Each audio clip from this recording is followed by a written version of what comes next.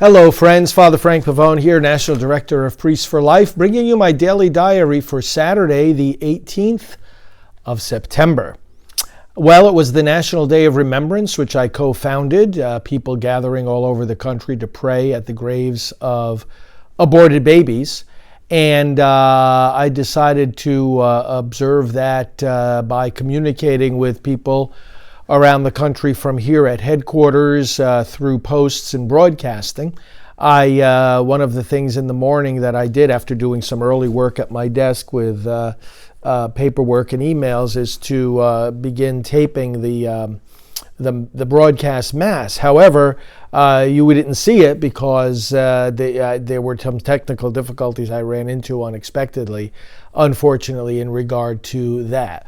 But I was also busy going through Supreme Court briefs. This upcoming abortion case is very big, the Dobbs case out of Mississippi, and we're doing a lot of work in regard to that, especially educating the public on the arguments that are being presented to the court, because whether there's a Supreme Court case or not, when you read through these briefs and you look at these arguments, you're understanding the whole abortion debate from the point of view of not only the law, but all the other aspects of it as well. So I went through a lot of that. I worked on the upcoming broadcast schedule and interview schedule. Spend some time for my own study and reading also in regard to an important set of documents that you may be familiar with, the Federalist Papers, which were the papers at our founding as a nation that were promoting ratification of the Constitution. And I'm doing some extra reading about that because, you know, I do the program Praying for America, where we do patriotic education.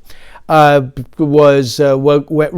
the transcript of the interview I did the other day with Bishop James Conley.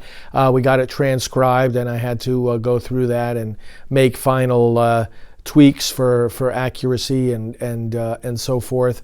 Also, am getting ready for Bishop Coffey being with us next week for a clergy online seminar, and so had some messaging, prepared some messages for him, working on getting in touch with former governor of Mississippi to talk about the Mississippi bill that he signed into law. That's the one that's being considered by the Supreme Court.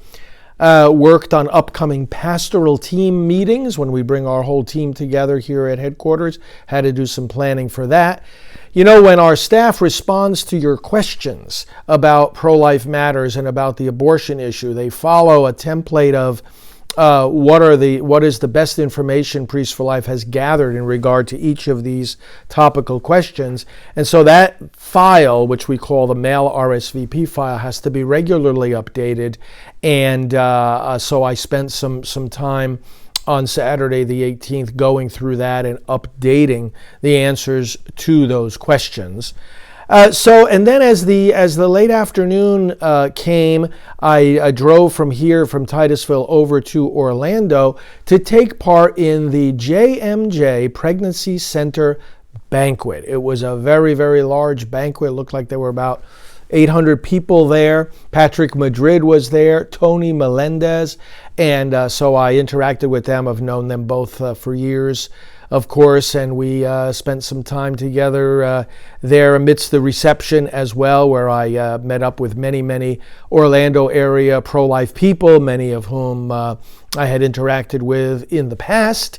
We had a great reception, a great banquet, and great speeches and music and prayer.